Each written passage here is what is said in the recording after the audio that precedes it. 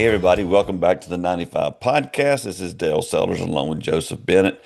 And Joseph, how are you doing? Are you recovering from your event last night at your local church? Dale, I am trying to recover. I last night was probably the pinnacle of my ministry. You got to tell everybody what you did then. Well, some of you, if you're watching online, you can see I'm an old school wrestling fan. So we had a wrestling event at our church, a real wrestling ring with real wrestlers, and I didn't think it could get any better. But before the event was over, they said, or before it started, they said, Joseph, will you be the ring announcer? I can die happily now. So I was the ring announcer. It was amazing. You have So arrived, man. That is yeah, so cool. yeah. Add that to my resume, There you ring go. announcer. That Yeah, most churches would hire you because of that. there you go. Well, our guest today is someone that I met. I recently did a webinar. It was called The Hybrid Church, and it was about online and in-person experiences and really talking about how to do effective hybrid church. And one of the guests on there with me was Brittany Nelson, who I think she lives in Atlanta. She can tell us all that in a minute. Yeah. And man, I was like, I gotta have this lady on the podcast. She is so sharp. She knows everything about everything. And it's just, she's gonna be the best guest we've ever had. So That's high Brittany, praise, Dale. hey That's some high Brittany, expectations you're setting up here. yeah, welcome to the podcast. How are you today? No pressure. Right? I got some big shoes to fill now. Yeah, thanks. I'm really excited to keep talking with you and to join you on the podcast today. Well, take a moment before we dive into some things and just kind of give us your story. And then I have a very specific question, or not, just a comment of something you stated. The reason I wanted to have you on the podcast was you made this one statement. I'm going, oh, that's so good. I got to I got to get on the podcast. And we'll get into that in a minute. But before we do that, kind of let us get to know who you are a little bit. Sure. So my name is Brittany Nelson. I'm the creator of deeperkidmin.com, which is, I usually tell people it's like a teachers pay teachers or a digital Etsy, but for the children's ministry world. So I'm a former children's pastor. I was a full-time children's pastor at a mobile church for 5 years. My Mm. husband is a full-time youth pastor and was at the time. He's been in youth ministry for 18 years now. But after those 5 years of kind of both of us leading full-time ministries, but separate ministries, we realized that it wasn't going to be sustainable for us long term. And so I started kind of exploring other options. And that's kind of how Deeper Kidman got started. It's a place where I can share the stuff that I've created for my ministries in the past and now. And then it's also a platform for other leaders to share the things that they've created for their children's ministries as well. And so I've went back on church staff after I started it. I did some digital marketing for a local business for a few years, but then for the last 3 years, I guess, I've been doing kind of Deeper Kidman exclusively.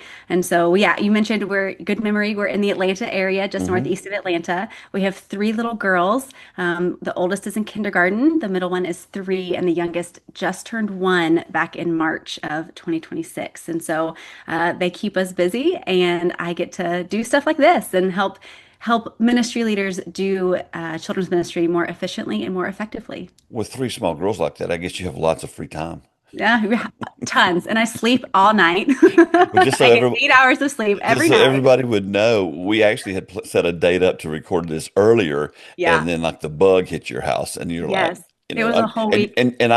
I want to tell everybody, you are a warrior. You were going to try to do the podcast, Okay. hoping the kids would We stay can do it, asleep, Dale. We and can I'm do like, it. no, there's no way because you're going to be halfway through it, and the kids going to walk behind you and just throw up all over the floor, and Yeah. so we Yeah. rescheduled to today. For the record, we would have made it. Well, Yeah. They yeah, did but sleep that whole time. I had Brittany is a real life mom, Yes, right? she is. Well, I had three daughters as well, and so I knew exactly Cool. what you were dealing with, and I didn't want you to feel that pressure.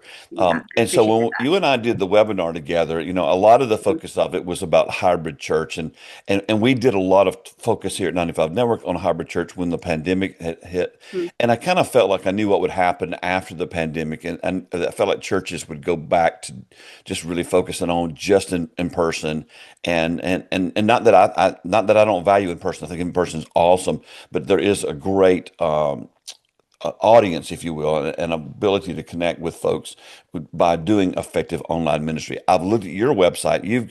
Man, where were you when we were pastoring, in the 90s? All the resources that you have. It's I was a child in the unbelievable. 90s, Dale. I was a child. I was born Well, in the well, and 90s. I know that Jim Weidman was one of your mentors, and Yes. Jim has been such an effective leader. But as I said, when we were on the webinar, you made a comment. I don't remember how it came about, and you can help us with the context. Sure. But you talked about the difference between a digital native and a Mm, digital immigrant, and I thought that is awesome. mm. Do you remember the context of that, and can you kind of dive into what that Absolutely. means? Mhm. Yes, yes. So it's not my term. It's not my phrase. It's actually comes from the education world. A guy named Mark Prinsky who coined that term, digital native and digital immigrants. And I discovered it when I was writing my first book, all about digital discipleship and what it looks like practically in children's ministry. And so really did a whole deep dive into digital natives and how today's kids learn. And so just to define them really quickly, a digital Mhm. native is someone who was born into a world where the internet and technology has just always existed. It's all just like a bed is a commonplace thing when you walk into a bedroom. Computers, smartphones, technology, it's just part of the furniture of the house, basically, for Mhm. digital natives. And when we're talking about these generations, really we're talking about millennials on down. So millennials, then Gen Alpha, and now we're into Gen Beta as well. There is some conversation about older millennials versus younger millennials, and then even if millennials are true digital natives, because while we had the internet growing up, we didn't have smartphones yet. Those came in around, the mid 2000s, 2006, I think. And so I feel so that old. obviously, I, right? I'm laughing because I'm probably on the older side of the millennial. So I'm like, did I really make the Yeah, cut? was I really? Yes. Yes. Um, but yeah, but smartphones changed things, right? Versus kids today, like my 1-year-old walks around and would know how to use a smartphone, I think. Not because we give it to her, because she sees everybody Mm. else using one, right? And Mhm. so when you're a digital native, technology and the internet, it's just part of your daily life. It's just something that you're used to. Digital immigrant would be those older generations who have had to learn and adapt to all of the changes that technology brings. And just like physical immigrants and natives, right? When you're born in a place, it's easy to understand the culture. It's easy to you kind of jump right in. If you're an immigrant, you bring an accent with you. You bring some preferences and some tendencies maybe from your culture and your home when you go to that new place. And so just like that's true with physical geography, the same thing is true in the digital world and technology too. So digital natives, right? It's easy for them. It comes naturally. Digital immigrants, they bring a certain accent, if you want to call it that, with Sure. them of the olden years or the former days, right? Of before technology, even down to right. Like can think of one example of when I would send my mom like things to read or like articles, like she would print them out, right, to read them. And like for me, like I, I'm just I, gonna I read it may on my have done that phone. before. Right. And so like that's just an accent of a digital immigrant as you prefer, printed out things versus reading through on a phone or on a tablet or anything like that. And so that's just kind of one example. But just being aware of digital natives and digital immigrants and how both of them, like as church leaders, we're trying to minister to both of those groups. And so how we communicate most effectively with each of them and how we can kind of serve each group without excluding or kind of pushing away the other. Hmm.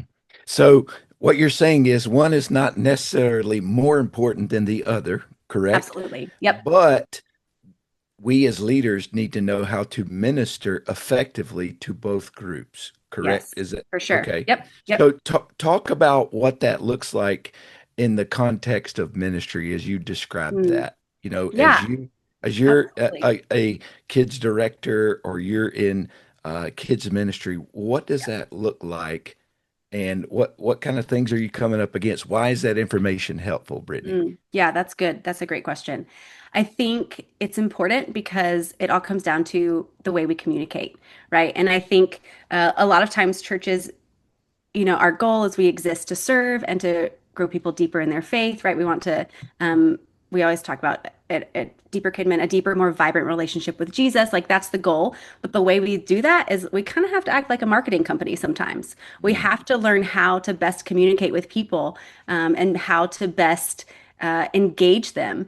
And if we're not keeping specific things about digital natives and digital immigrants in mind, then we're going to lose them right off the bat before they even walk through the doors. And so when it comes to digital natives, being intentional in using technology to reach out to them and to interact, being on social media, making sure your church website is up to date and relevant and provides the information that parents would be looking for, because that's your first impression really is your website, not your greeters at the door, right? Like Hmm. families are going to check you out online before they ever step foot That's onto your true. campus, and so making sure that that is up to date and easily accessible.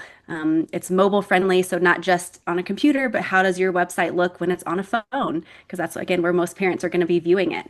Yep. And then when it comes to digital immigrants, right, those some of those older generations, making sure that we're not jumping so fast into kind of new technology and new things that either leave them behind or leave them feeling left out. And so I saw that when we were kind of onboarding our volunteers into a new system that we were using for Sunday mornings.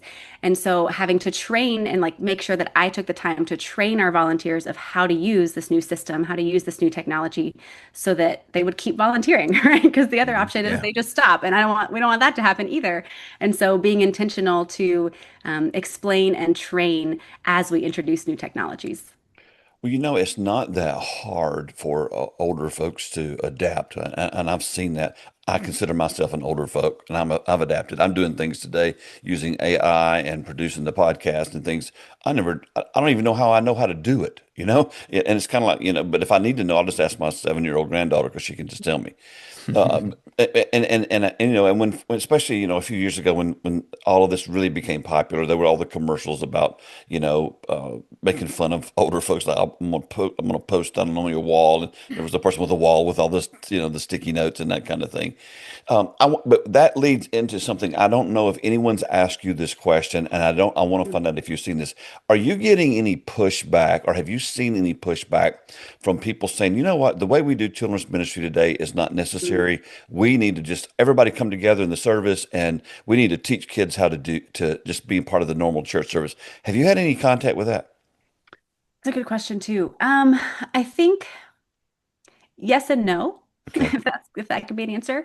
I think I've seen some churches that do that, but I've also seen a lot of churches who, rather than shifting from okay, so what you're describing is one type of family ministry model, right? Mhm. And so I think the focus and emphasis on family ministry has continued to grow, and especially during COVID when that was all we had was family ministry because we weren't meeting Mhm. online or weren't meeting in person, right? So family ministry, I think, is taking a front seat in a lot of leaders' minds.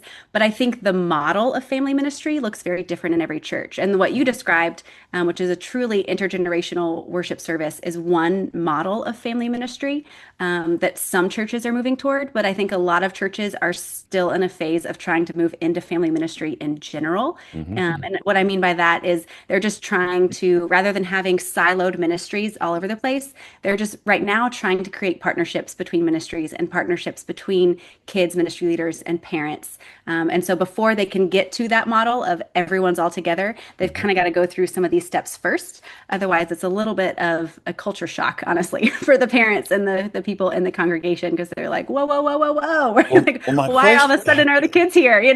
So. The foundation of that question comes from years ago. I used to listen to Focus on the Family when it was on, and I was very surprised. There was a 3-day episode that Dr. Dobson did, where basically they just slammed children's ministry, and it was like Mm, we shouldn't have children's ministry. The kids need to become and be in the auditorium with the adults, and they mm. need to learn how to behave and be there. And I'm thinking, are you nuts? I mean, this is my reaction because I remember Sure. growing up as a kid. My biggest goal as a kid sitting through a regular church service was to not get pinched by my dad. My dad Sure. was a builder and he could pinch you and bruise you. And then, Lord help you if you cried because then you got a spanking for crying. Again, I grew up in an abusive, I'm just kidding, in an old generation. But then that I've heard just rumblings of that Mm, kind of mentality being thrown out there again. And I'm like, why would you not want kids to hear about Jesus on their level? hmm. And then Yeah. if you want them to hear, then you've got to understand the value of digital because they're bombarded Mhm. with it all of their lives. So that's kind of where I was coming from. I didn't know if you'd Mm. heard any kind of pushback or any kind of Yeah. thoughts in that arena. N- Well, remember, my target audience, the people that I talk with and interact with the most, are children's ministry leaders. Hmm. So there are very few of them who are saying, no, children's ministry is not important Oh yeah, because I know. that's their job, it's their passion. Hmm. I think the places that I've seen it most is online, in maybe from like the random like mom influencer or something like Hmm. that. Hmm. But I think it's a very small percentage that's got one of the loudest voices. I'll say it that way. There you go. That's a good way of And putting it. so, yeah, I think they're talking loudly about it, but I don't think they have a whole lot of buy-in, I guess, from other Well, people. then this is your opportunity. Give us the reasons why we need to have effective children's ministries. Oh, are you kidding me? Okay. Yes. So children's ministry is so, so important. So there's something called the 414 window. It's basically just kind of these statistics that tell us that like, almost 95% of decisions to follow Christ happen between the ages of 4 and 14. What was And the for you, percentage? I think it's like 95%. I Wow, might be that's lying on that amazing. one. Like double check me. But if Mm. you Oh, Google it's above 414 90. window, yeah, It's it's above above 90. 90. Yeah. It's above 90. But you can Google 414 window and you can find more information about it. So if that high a percentage of faith decisions are happening between those ages, then why are the ministries that serve those ages some of the lowest funded in the church? Mm. Why are the ministries You're who serve preaching to those the choir ages, now. right? So y'all, I can get spicy with this Go conversation. ahead, girl. So Go ahead.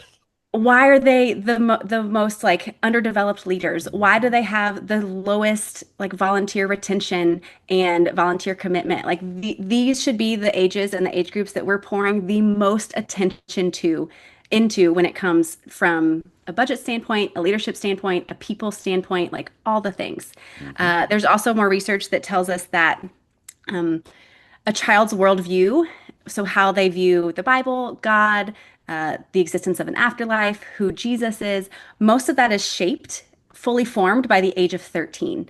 And even some of Barna's research has come out and saying it's happening even younger and younger. So by Hmm. age 8 or 9, that's set.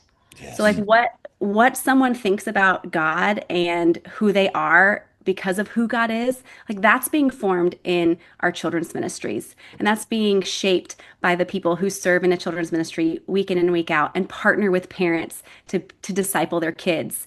One of my favorite quotes is that church is for the place of formal discipleship, and the home is the place for informal discipleship. And when we're able to combine those two and make sure that those two systems are working together, then we really get to see kind of what child faith formation and discipleship looks like that lasts beyond, that decision they made at fourth grade camp or whatever, right? But it goes beyond Hmm. their childhood, their youth, and into their adulthood. So yeah, so that's just real quick why children's ministry is important. You did good. Thanks. Yeah. Well, Brittany, it sounds like it's important, Yeah. and there are some people that care about it. Yeah. Mm. But I'm sitting here thinking, what you said, that volunteer retention is very low. Yeah. And there's obviously a need there because you Mhm. just described that this is one of the most foundational areas of a child's spiritual life. So tell me this, why do you think volunteer retention is low? And Yeah. what might you say to a pastor, church leader, kids person that's serving in that area of why it's low, but then maybe how to help with that, Sure, improve that? sure. Yeah. So I actually just taught an online workshop about this. So I teach online workshops. We spent 90 minutes kind of diving deep into a topic and workshopping things for them to use in their ministry, like practical next steps of how does this work for Sunday. And my last one was all about volunteer recruitment. So here's 90 minutes in 90 seconds. Here we go. No, Awesome. but I think the reason it's such a struggle is kind of twofold. Some external obstacles as well as some internal obstacles. And so externally, I think just as a culture, we're a lower commitment culture. Like people just don't want to commit to as much as they have in the past, whether Mm. that's because of time, they just don't feel like they have the time or they're too busy, or whether it's kind of a perceived value type thing, whatever it is. I think just as a culture, people don't commit to as much as they used to. Hmm. I think internally, sometimes that starts with our structure and with our systems. Because if Hmm. you're inviting a volunteer into onto a sinking ship, right, then they're gonna be like, no, why would I get on board with that? Go ahead and make it plain one time. Right? And Yeah. so, if if you like, I always encourage leaders before you start looking at, who else can I recruit? Who else can I talk to? Take a magnifying glass to your own ministry. Where are kind of the potholes? Where are the kinks that need to be worked out? Where can you kind of build in systems that allow you to run more efficiently and more effectively as a ministry so that when you invite people in, it's something that is easy for them to get involved in. There's not it's not complicated. It's not hard for them to understand. It's easy for them to say yes. And two, that they enjoy being part of. Because that's the fastest way to lose a volunteer is you get somebody plugged in, they jump through all these hoops, and then they get in there and they're like, this isn't even any fun. Like I'm not even enjoying this, or I don't even see the impact that I'm making. And so I think I would start kind of with recognizing that external obstacle of, hey, there's some things that we just can't change, but then taking a look internally at what can we fix within our ministry so that it's a more inviting ministry to be part of. And then I would also encourage, especially children's ministry leaders, talk with your other staff members, talk with the other people at your church who are involved in other ministries. Because really serving is part of discipleship, right? If we're talking about discipleship, which means, helping people grow into a deeper, more vibrant relationship with Jesus through teaching, encouragement, and like sharing life together. Like serving should be part of that discipleship process, right? And your church as a whole probably has some sort of discipleship process or discipleship pathway or whatever, like whatever you call it. But how is serving included in that discipleship pathway? And then how is serving specifically in children's ministry included in that discipleship pathway? Because we're all called to make disciples, right? Therefore, go and make disciples of all nations, right? That wasn't just for a few people or just for the people who like kids, right? Like that's for everybody. And so how is serving and serving in ministries that serve the next generation? How is that part of the discipleship process as a whole? Even if you have like people who are greeters, maybe they've been greeting for a year and they're ready to take on something deeper, right? So talking to your other staff members about, hey, do you see any leadership potential in the people who you have on your current team? So that they can kind of pass them along to you so that you have more volunteers as a children's ministry leader, but also they're growing deeper, taking those next steps in their discipleship process. And it opens up opportunities for kind of that low-hanging fruit for somebody else who's new to start serving in a small way. Um, Joseph, do you see why I wanted to have her on the podcast? Dude, you just hit all that in 90 seconds. I don't even, that's Congratulations. amazing. Hey, before you ask your question, Joe, let's take a quick break, and then we're going to come back and Joe's got a question for you. So we'll take a okay. quick break, be right back with Brittany. Back here with Brittany, and we hated to break the roll, but we need to get the break in there. So Joseph, go ahead. Brittany, you are obviously very passionate about this, and I I love am. I love your passion. If you are listening to this podcast, you need to go watch it and Yes. see her face as she talks about this. It's I kind of hope, smoky behind her there too. yeah, It's like the I fire. I seriously hope every person that is in ministry, period, Yes. has your passion, Brittany. Yes. That's Oh, would amazing. it change the world? Yes, but what I want to say to you is this. Okay, I want to paint a picture for you. And this is a real picture. I'm going to describe myself and I'm going to put myself into a real life scenario. And I Mm, want you to talk to me about, is this a good idea or a bad idea? Because I think okay. this happens in church. We talk about all the time how need is not a strategy with your Mm, volunteers. So I'm a dad, Brittany. I have four kids. My daughter's 12, my son is 11. I have another son that's 6, and And oops. I have a little girl. the surprise. She's a surprise. I wouldn't say oops, but she is our miracle child, but she is Mm, going to turn 1 year old in a few days yay. Happy at the birthday. time of the recording of this podcast. So, in some churches, especially small churches, we go, well, hey, Joseph, you're a dad of Mm, small kids. You're obligated to serve in yeah. kids' ministry. Hmm. But, Brittany, the truth is, I know I'm not called to serve in kids' ministry. Yeah. But now I'm being obligated to serve in there. What would you say to someone who is operating a ministry strategy Sure. like that? Because that's a very real thing. Yeah. Because the It truth happens a is, lot. we although we say need is not a strategy, we need people to, Right. serve our kids, serve our families. Yep. Yeah. Yeah. This question comes up a lot in this conversation with children's ministry leaders. And I think kind of just blanket statement, it's not my favorite way to recruit volunteers, right? I don't think it's the best way to get people onto your team to obligate them to be there. Because think about, I mean, when was the last time you were excited to be somewhere that you were obligated to be there? You know what I mean? That's good. And so I think if you're going to do that, then I would say just do it for short seasons. So, like maybe just over the summertime, you ask all the parents to sign up for 1 or 2 Sundays over the summer, and that's it.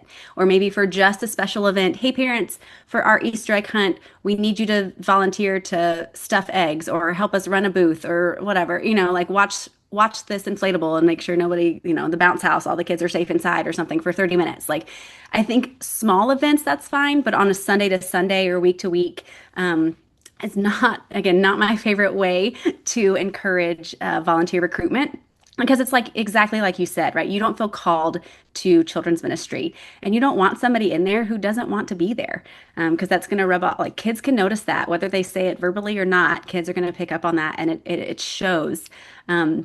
I think too, oh, I just had a thought and I lost it. It'll come back. Hold on.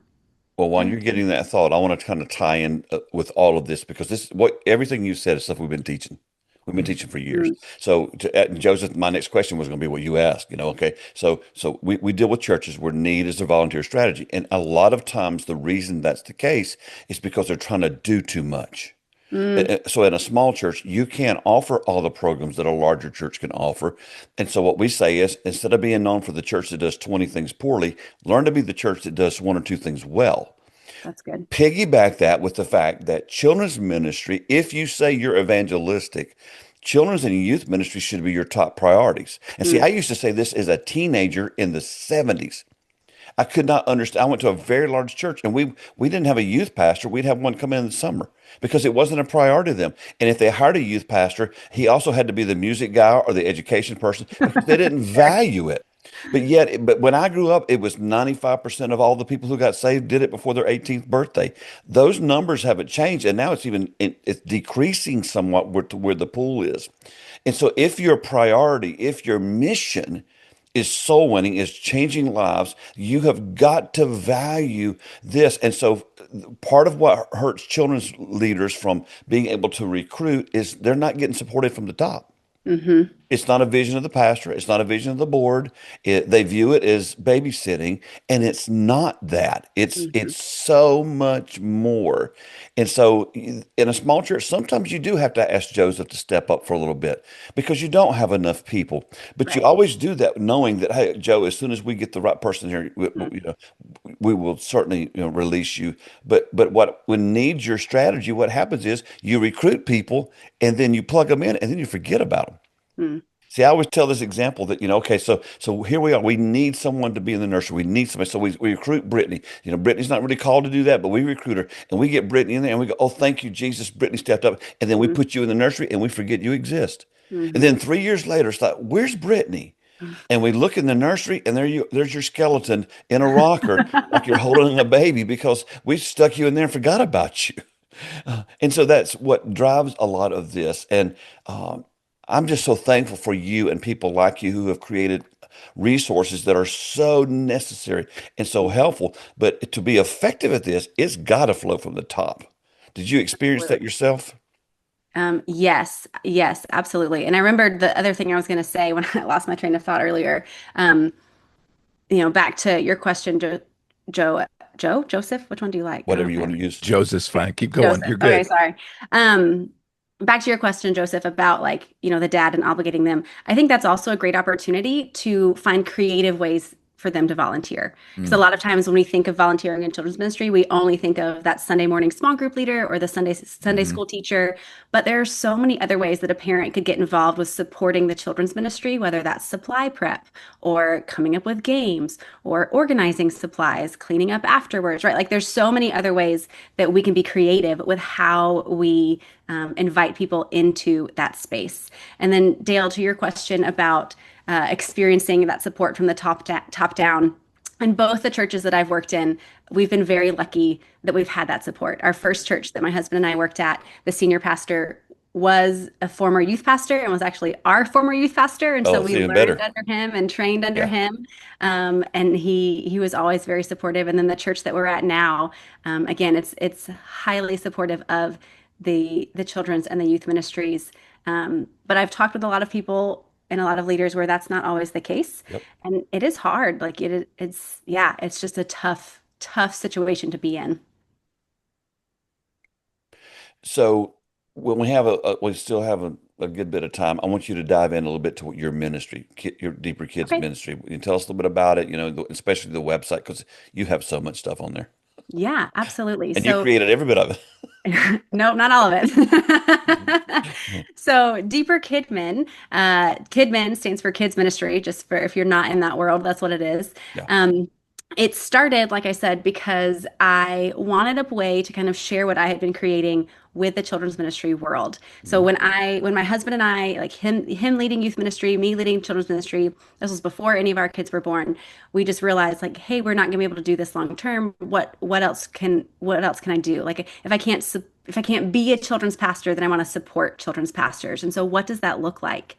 And that's really where Deeper Kidmin kind of came from. I was looking at remote curriculum writing, like with Group or Lifeway or, just different organizations. And there was a guy in my ministry who has his own small business. He was a volunteer in my ministry. He had kids in the ministry. And he was like, Brittany, I think you should start your own thing and I want to help you do it. And I was Oh, like, cool. are you crazy? I'm an English lit major turned children's pastor. So like, no, like I have no idea. He's like, no, no, no, like you could do it and I want to help you figure it out. And I was like, okay. And so yeah, so from then that's where it started. And I knew very early on that I wanted it to be a platform where other ministry leaders could share the things that they have created. I Mhm. strongly believe that ministry people, especially children's ministry, because you have to be creative if you're going to work with kids and keep their attention. I think children's ministry leaders are some of the most creative people on the planet. But like me, they're like, I don't know how to run a business or how to start, like any of taxes, what? Like, I don't know any of that kind of stuff.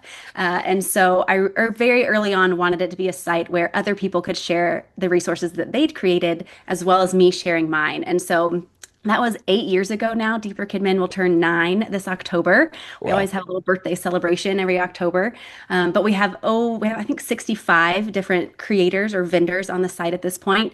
People from all over the world, actually, multiple countries, creating resources for their ministry that they are sharing and selling through Deeper Kidmin. And so it's everything from admin forms, family events, family resources, full curriculum series, one-off lessons, seasonal stuff, things for Easter, summer, back to school season, Christmas, and everything in between. And yeah, so now I get to just train and encourage and I do, I speak at kind of lots of different conferences as well as do volunteer trainings at churches. Churches hire me to come to them and say things to their volunteers that they can't say themselves sometimes and encourage and equip their teams and national conferences. And like I said, I'm working on my next book right now. And yeah, I love it because it gives me the flexibility to do what I love and support ministry leaders, but then also I get to say to my children, I'll be here when you get home, when That's they leave so for school in good. the morning. So, That's really Yeah. good.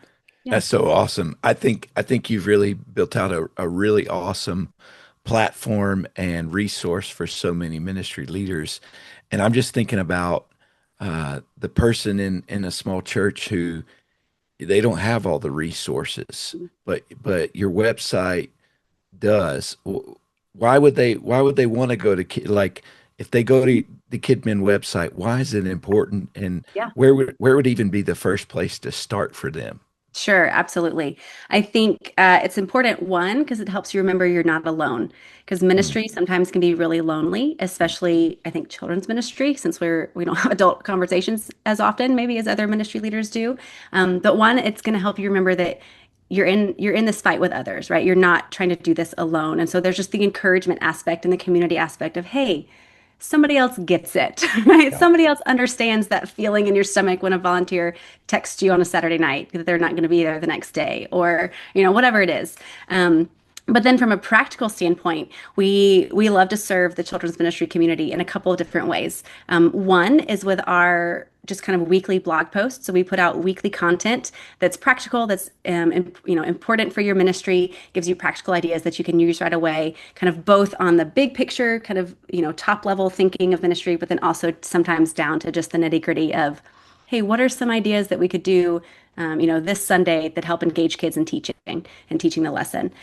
We also have a subscriber freebie library. So if you join our weekly subscribers list, then you get access to a library with over 120 like free resources, again, ranging from seasonal stuff to volunteers to family resources to admin stuff, just things that help you, tools that help you do ministry more efficiently and effectively so that you can focus on the discipleship aspect of leading children's ministry. It helps you kind of get out of the weeds of the programming and really into the people, to build those relationships and those discipleship relationships. And then, of course, there's like the marketplace itself that has, we have over 2,500 resources created by, like I said, 65 different people all over the world who have said, hey, this worked in my ministry, or our kids loved this lesson, or families had a blast at this family event, and here's all the details for you to do it at yours. So yeah. So I want to dive deeper into that, just because I have literally worked with, hundreds of churches, thousands of churches over the years, and many of them do not have a children's ministry. And Mm, it's not specifically because they don't want to. mm, The church is aged, and a lot of times they don't have a children's ministry because they have no children. Which I tell them, if you had a children's ministry, you'd have children. So sure. you got, it's not the chicken and the egg. It's, I mean, you got to have it for the people to use it. Yeah. So a pastor's listening right now, and they feel like, man, this is such a burden to me. I feel, Mm, even guilty that we don't have this. And we have some, maybe we have an older volunteer who would lead this, but where do you suggest they start? mm, If they've not done it at all, and see, I always tell them, listen, just start somewhere. But mhm. what would be a good launching point, for, and again, today there's so much free of stuff available and resources available and Yeah. websites and people like you to help them. But I Mm. think sometimes they're so overwhelmed they don't even start. Sure. Yeah, I think it's going to have to start with a person, right? They're going to, whether they're paid or they're a volunteer position, I think it's got to start with one person within the church who is passionate about child discipleship. Okay. And it starts with conversations with them and says, hey, the pastor going to them and saying, hey, this is my vision. This is what I want to see happen. This is, what I think a children's ministry would look like. Would you help me build it? And would you be part of leading it for a season or whatever it would look like? And I think just having those conversations initially at first is the best place to start, because then you pull that person in who can give their ideas, who can give their passion to it, and kind of take on this. It's not a project, but take on this mission, Hmm. right, of serving the next generation. One of my favorite, like, I guess, quotes about new ideas and kind of new projects is really simple, but it's dream big, start small, keep moving.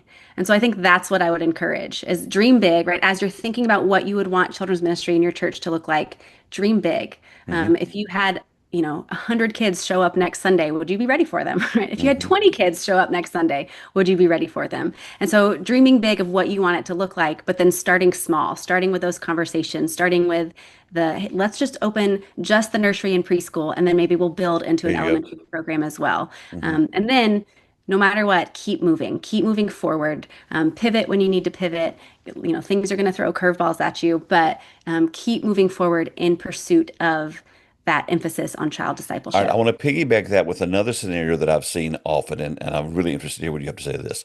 So sometimes we can get people to volunteer, but they want to do it their way. They want to do it the way they've always done it. We did Awanas 47 years ago. That's Sure. the way we're going to do it today. Or Yep. we had a scenario at a church that I worked at one time where we had actually someone that we put over the preschool class who, we had a curriculum. I think we were using Orange. We were using a curriculum throughout the whole ministry. But this one person would come in and bring a clothes basket full of toys and come in and just sit in the room and do it the way they want. And we had to eventually ask them to step out. Sure. So what do you do there when you've got the person that's going, okay, I'll be glad to volunteer as long as you do it the way I Mm. want you to do it. Yeah, I think Solve that's that problem, when, young lady. right? No, if I could solve that problem, guys. You wouldn't be on this podcast. Right? I'd have my own podcast.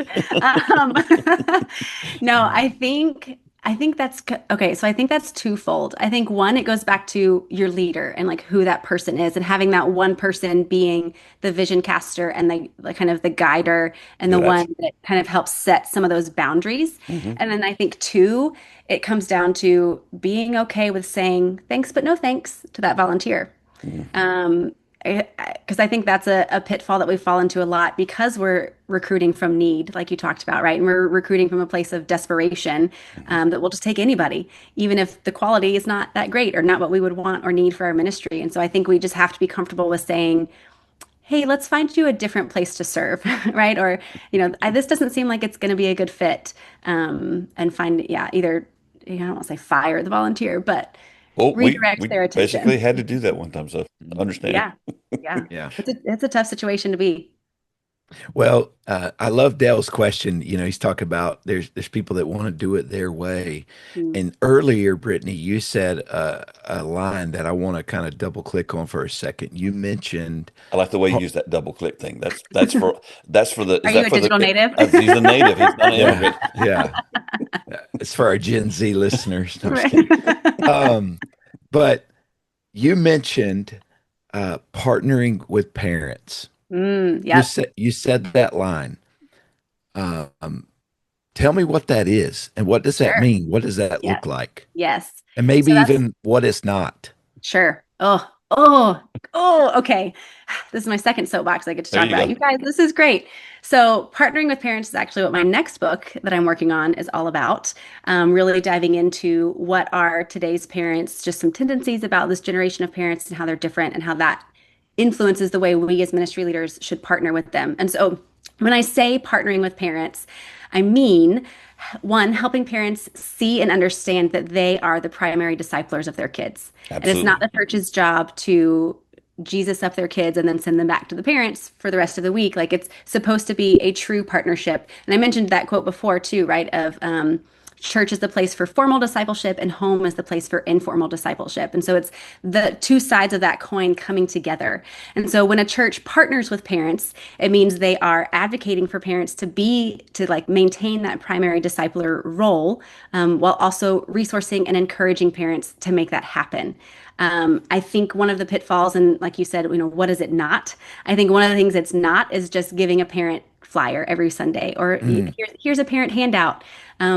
Most of those handouts end up in the trash or Hmm. yeah. crumpled on the minivan floor, right? And so that's part of Don't it, make it to the house. right? I was Right. about to say, I mean, I'm a pastor. My Yep. wife is a pastor's wife, and there's many times I'm clearing out our minivan and Yeah. the papers on the floor. Yep. And I mean, we do that at my church. Yep. We also partner with parents in other ways, but Sure. Sure. yeah, it's not just that. Keep going. Right, right. So that's part of it. And I'm not saying don't do that because I think that's an element of it. But I think if we stop there, we're missing kind of this bigger scope of what partnering with parents is. And so it's really truly coming alongside parents, encouraging them, equipping them, like I said, to be the primary disciplers of their kids. And so what that can look like is yes, the parent resources and the parent handouts and things like that. But then also helping parents see that discipleship can happen every day, that it doesn't have to be all right, everybody open your Bibles and light a candle and we're all going to sing a hymn together. Mm. And you sit like when parents think of child discipleship or faith at home, a lot of times that's what they're thinking. And so even just helping them understand, no, it can happen on the way to soccer practice. It can happen as you guys are, brushing your teeth at night, speak this blessing over your children, right? Mm. And so just ways to encourage and equip parents to disciple their kids at home without feeling overwhelmed, without feeling that pressure, without feeling guilty, or just kind of teaching them how. Because I think the parents today grew up in a generation where church models and church structures focused a lot on what people maybe would call like edutainment, right? The entertainment, but education, or it was seeker-friendly churches. And so we've got this model or we've got this generation of parents who grew up never being truly discipled because they came to church, they got their Jesus fix, and then they went home. So now we're asking them to disciple their kids, but they have no idea what that even means. And so really educating parents on what discipleship looks like, making sure that they're being discipled themselves, right? Mm. I mean, a big part of parent discipleship is the parent growing in their faith? Because if not, like they can't lead their kids where they're not going themselves. And so, yeah, partnering with parents, I think looks like conversations with them, asking them what are their challenges, walking alongside them as they face those challenges, and just being a support and a resource as they pour into their kids' faith. Where were you when I was growing up? It's because I grew up in a traditional Baptist church here in the South, and so our whole thing was you're supposed to have a family altar. And I know probably some Mm, people do this now, but it was to come sit around, and do a Bible study every night. And mm, our family couldn't do it. We mm. hated it. It was not entertaining is the wrong word. It wasn't Sure. fun. It didn't Engaging. connect. Yeah. It was probably Dad. boring. You can say it as a It was kid. It was probably boring. boring. Dad Yeah. didn't want to do it. His heart wasn't Right. in it. And she was mad at him because he finally stepped up to do it. And so she's like looking at him like, where have you been all these years? And so there was Right. all this, it was tension.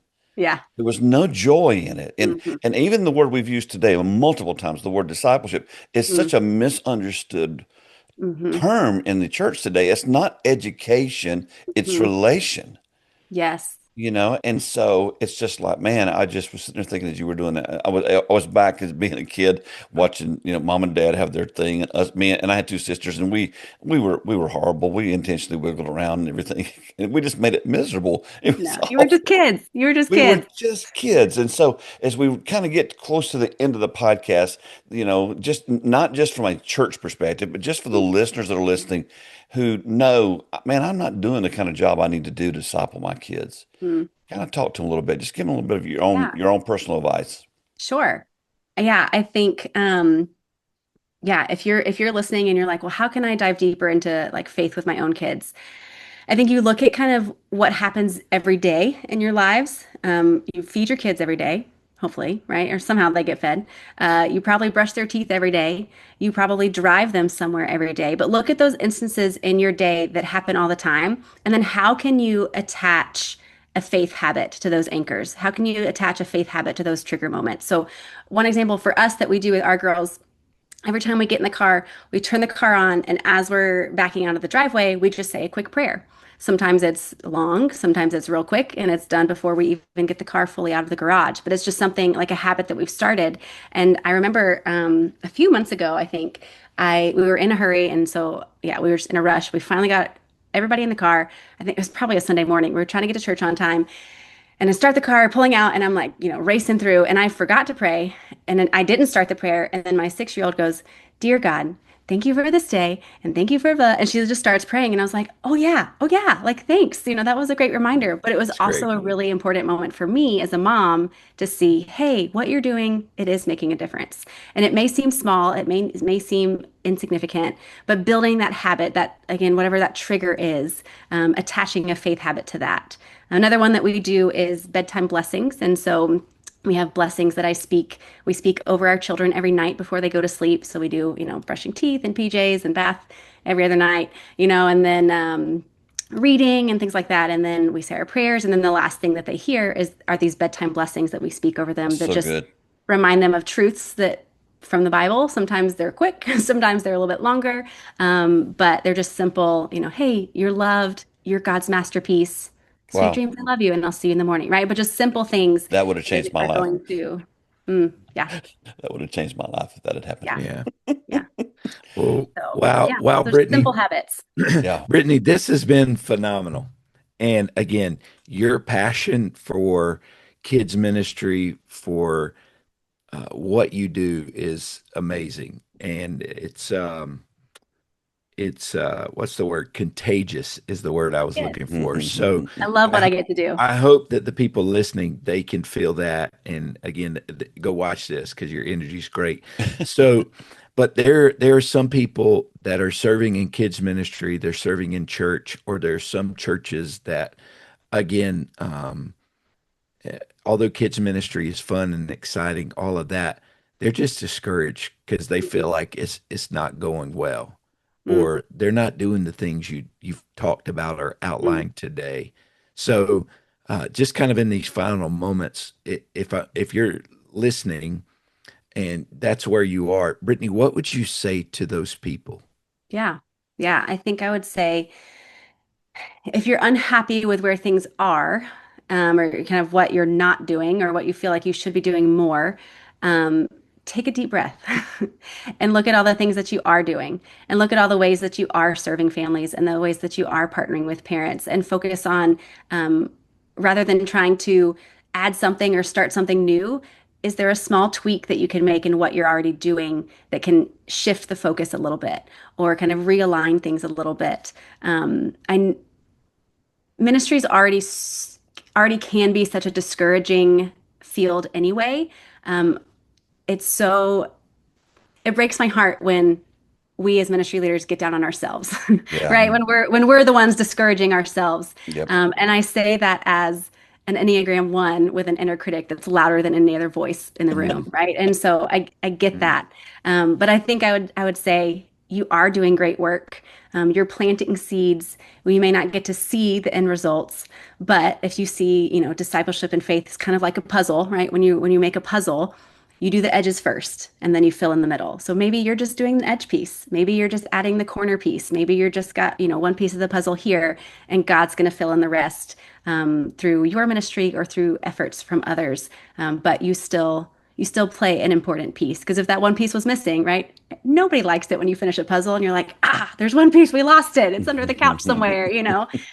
So even a small piece, even if it feels insignificant, it's still wildly important to the full picture. So keep going. You're doing great things. That's so good. I once heard someone say that for a person to come to Christ, usually there are 7 encounters in their life Mm, that are impactful before they finally pray the prayer. And you don't know, what point you may be. yeah. You might be number 1, you might be number 4, you might be number 7, and you get to see them, but you don't know that. And that is, I think that's part of the hard part about ministry. Sometimes we Mhm. don't get to see the fruit, but I can tell you right now, if you want to see some fruit, develop a good children's ministry because True. it will excite your church, man. I knew this podcast was going to be this good, but I tell you what, it's better than I thought it was going to be. Well, good. I'm glad I met expectations You then. did. So here's what we want you to do. When you get the next book out, we want to have you on to talk about it. Okay, because Okay. you already Yeah. have one book. We didn't even mention the Yep. title today. I've got it in the show notes, but we, I mean, you have, of course, you have so much stuff. But Sure. but when you do, we'd love to have you back on again because Yeah. I would love that too. and I've got your email in the show notes. And so if Yep. people want to connect with you, I've got your website, all that stuff's there, and your book as well. And so I hope people will take advantage of it. Thanks for taking the time to be with us. And thank God your kids were healthy today. This has been great. Yay. Woohoo. Yeah. Thanks so much, Dale. I really enjoyed it. Thanks for listening to the 95 Podcast. We look forward to sharing another episode with you next week. In the meantime, visit our website at 95network.org. The website is loaded with great resources created for small and mid-sized church leaders. Until next time, have a great week.